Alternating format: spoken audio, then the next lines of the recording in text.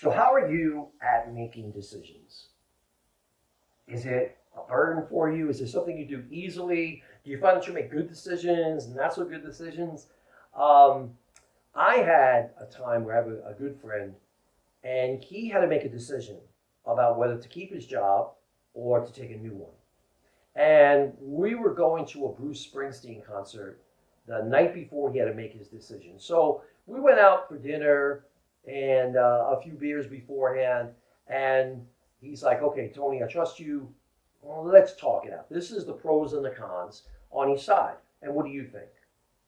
You don't want me to make his decision for him, but he was just interested in my input. And I was listening to everything that he said. And I'm like, honestly, there is no clear-cut decision here.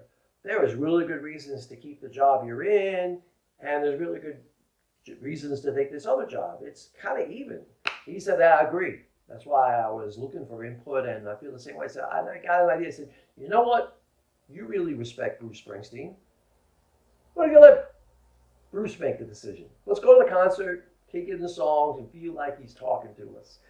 That was when I discovered that every single Bruce Springsteen song is all about, let's get the heck out of here.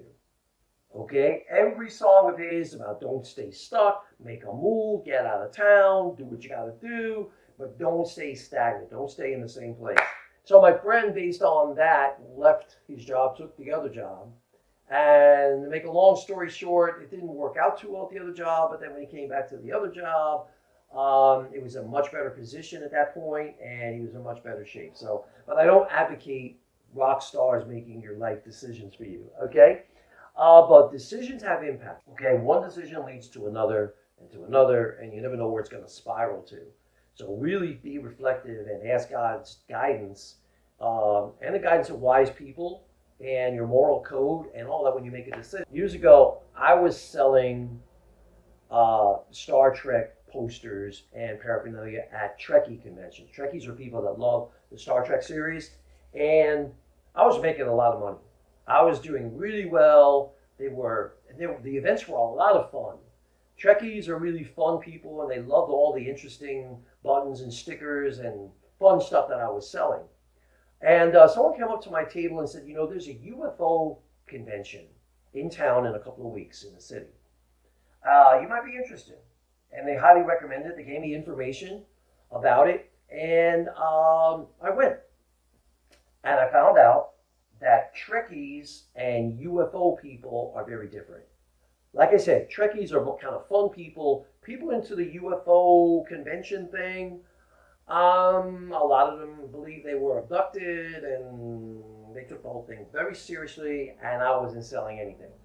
And the tables, the booth area, okay, it was way more expensive than the Trekkies thing, and I was losing a fortune there. Someone comes up to me from the event, an organizer, and says, hey, how you doing? I'm like, lousy. And I said, nobody's buying anything. He said, this is what you do. Make a poster. Say, UFOs are real, and the government knows it. And put a bunch of your stickers and buttons around it, and you'll sell. So I'm making this poster that says UFOs are real and the government knows it, and someone comes by and takes a picture. I didn't think anything of it, okay? There were a lot of people there, and this person taking a picture, all right, great. Next morning, Sunday morning, front page of the news section of the New York Times is my face. I'm right there with my poster, UFOs are real, and the government knows it. It was so crazy. Here I am, okay, in the most important news media in the world, okay, the most important newspaper on earth, accusing the most powerful government on earth of the biggest thing that they could ever be trying to cover up. And so a little decision to attend the convention, make the poster, and there it was. And people all want to know, what about, Tony? What about this thing? You feel that passionately about it, Tony? And everybody assumed I must have been abducted. And I received invitations to be on various news programs.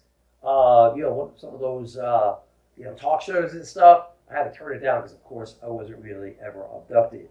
But what I'm trying to say is one thing leads to another, leads to another. All right, so make your decisions wisely, and hopefully you never get yourself in serious trouble. I actually had mysterious black vans parking in front of my house for weeks after that. Okay, so I really stepped in something. So don't you?